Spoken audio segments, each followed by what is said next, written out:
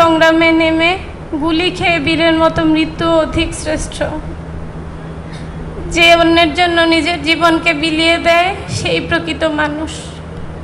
আমি যদি বেঁচে না ফিরি তবে কষ্ট না পেয়ে গর্বিত হয়েও। আমার ছেলে শাহরিয়ার খান আনাস আদর্শ একাডেমি গ্যান্ডারিয়া স্কুলের বিজ্ঞান বিভাগের 10ম শ্রেণীর একজন ছাত্র ছিলেন। মৃত্যুকালে তার বয়স ছিল 16 বছর 9 মাস। সে ভবিষ্যতে ইঞ্জিনিয়ার হতে চেয়েছিল। 2024 সালের 5 আগস্ট লং মার্চ টু ঢাকা কর্মসূচিতে যোগ দিতে সেদিন সকালে কাউকে কিছু না বলে গ্যান্ডারিয়ার বাসা থেকে বের হয়েছিল আনাস। বের হওয়ার আগে সে একটি চিঠি লিখে গিয়েছিল। আনাস তার চিঠিতে লিখেছিল,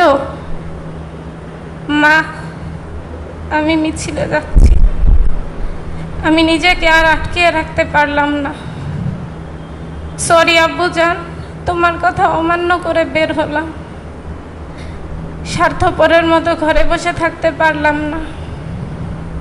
আমাদের ভাইরা আমাদের ভবিষ্যৎ প্রজন্মের জন্য কাফনের কাপড় মাথায় বেঁধে রাজপথে নেমে সংগ্রাম করে যাচ্ছে।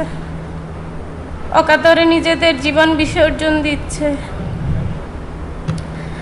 একটি প্রতিবন্ধী কিশোর, 7 বছরের বাচ্চা, ল্যাংড়া মানুষ যদি সংগ্রামে নামতে পারে, তাহলে আমি কেন বসে থাকবো ঘরে?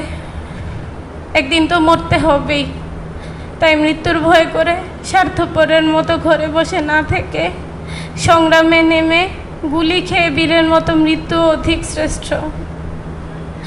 যে অন্যের জন্য নিজের জীবনকে বিলিয়ে দেয় সেই প্রকৃত মানুষ। আমি যদি বেঁচে না ফিরি তবে কষ্ট না পেয়ে গর্বিত হয়েও। জীবনের প্রতিটি ভুলের জন্য ক্ষমা চাই। আনাস। 2 বছর আগে এই দিন এই সময় আমার আনাস পৃথিবীতে ছিল। আনাস খুব স্বাধীনতা ও সার্বভৌমত্বে বিশ্বাসী ছিল।